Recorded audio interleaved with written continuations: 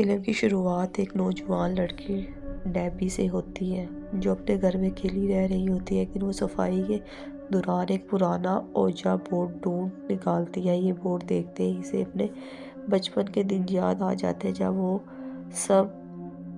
وہ اپنی سب سے قریبی دوست لین کے ساتھ یہ کھیل کھیلا کرتی تھی۔ ڈیبی لین کو بتایا کرتی تھی کہ اس بورڈ کے ذریعے روحوں سے بات ہو سکتی ہے، مگر شرط یہ ہے کھیل ختم کرتے وقت ہمیشہ گڈ بائے کہنا ضروری ہے، ورنہ روحیں پیچھا نہیں چھوڑتی۔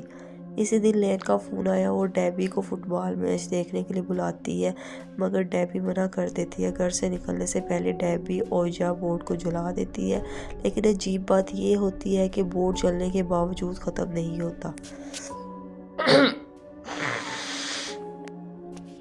رات کے وقت ڈیبی اکیلے کھانا کھا رہی ہوتی ہے کہ اچانک پچھلے دروازے خود بخود کھل جاتا ہے، چولہا جل جاتا ہے اور اوپر سے آوازیں آنے لگتی ہیں۔ جب وہ اپنے کمرے میں جاتی ہے تو دیکھتی ہے کہ اوجا بورڈ اس کے بستر پر پڑا ہے، حالانکہ وہ اسے جلا چکی ہوتی ہے۔ اچانک بورڈ کا پلانچٹ اس کی ٹانگ سے ٹکراتا ہے۔ جب ڈیبی اسے اٹھا کر آئینے میں دیکھتی ہے تو اس کی آنکھیں سفید ہو چکی ہوتی ہیں۔ اس کا مطلب یہ ہوتا ہے کہ اس پر کسی بدروح نے قبضہ کر لیا ہے۔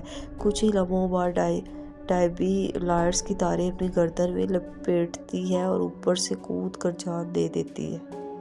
ڈیبی اگلی صبح لین کو ڈیبی کی موت کی خبر ملتی ہے۔ یہ خبر اس کے لیے کسی صدمے سے کم نہیں ہوتی۔ وہ اپنے دوستوں کے ساتھ ڈیبی کے گھر جاتی ہے۔ ڈیبی کے کمرے میں لین کو اوجا بورڈ کا پلانچٹ ملتا ہے اور ڈیبی کی ماں اسے بچپن کی یادوں کا ایک ڈبہ دے دیتی ہے۔ لین کو لگتا ہے کہ ڈیبی مرنے کے باوجود کہیں آس پاس موجود ہے اور وہ اسے بات کرنا چاہتی ہے۔ اسی وقت اسے لین اپنی بہن سارا اور دوستوں پیٹ، ٹریور اور ایزابیل کے ساتھ اوجا بورڈ کھیلنے کا فیصلہ کرتی ہے۔ سب دوست ڈیبی کے گھر اکٹھے ہو کر بورڈز کھیلتے ہیں۔ شروع میں کچھ نہیں ہوتا، لیکن اچانک پلانچٹ یس کی طرف حرکت کرتا ہے اور پھر لکھتا ہے "ہے فرینڈز"۔ سب کو لگتا ہے کہ شاید ڈیبی ہی اس سے بات کرنا چاہ رہی ہے، مگر جب وہ نام پوچھتے ہیں تو وہ واضح ہو جاتا ہے کہ یہ ڈیبی نہیں ہے۔ کھیل ختم کر کے وہ گڈ بائے کہتے ہیں، مگر اسی لمحے گھر کی لائٹس بند ہو جاتی ہیں۔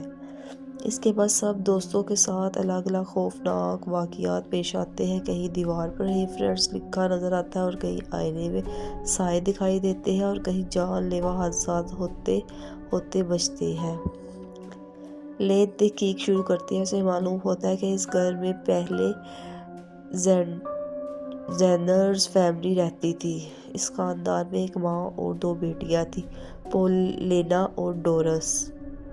ماں روحوں سے بات کرنے کے عمل میں ماہر تھی اور اس نے اپنی چھوٹی بیٹی ڈورس کو روحوں کا ذریعہ بنا دیا۔ شروع میں سب کچھ ٹھیک رہا، مگر بعد میں روحیں قابو سے باہر ہو گئیں۔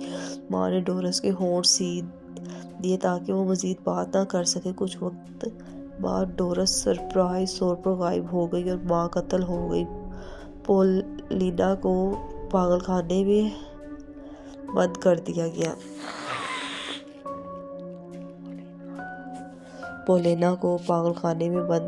گیا۔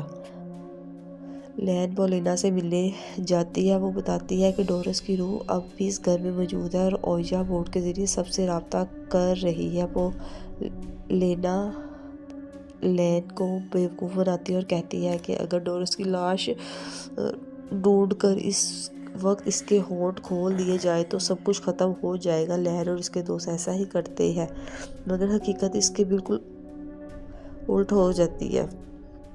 ڈورس کی روح آزاد ہو کر اور بھی زیادہ طاقتور ہو جاتی ہے اور ایک ایک کر دوستوں کو مارنے لگتی ہے اور اس کا بھی ہونٹ سی دیتی ہے۔ آخرکار لین اپنی بہن سارا کے ساتھ مل کر اپنی نانی کے پاس جاتی ہے اور نانی بتاتی ہے کہ واحد حل یہ ہے کہ ڈورس کی لاش اور اوجا بورڈ دونوں کو جلا دیا جائے۔ آخری سین میں لین اوجا بورڈ کھیل کر ڈورس کو بلاتی ہے، جبکہ سارا موقع پا کر ڈورس کی لاش کو بھٹی میں پھینک دیتی ہے۔ ساتھ ہی اوجا بورڈ بھی جلا دیا جاتا ہے۔ جیسے ہی دونوں چیزیں جلتی ہیں، ڈورس کی روح چیختی ہوئی ختم ہو جاتی ہے۔ انجام اس کا یہی ہوتا ہے۔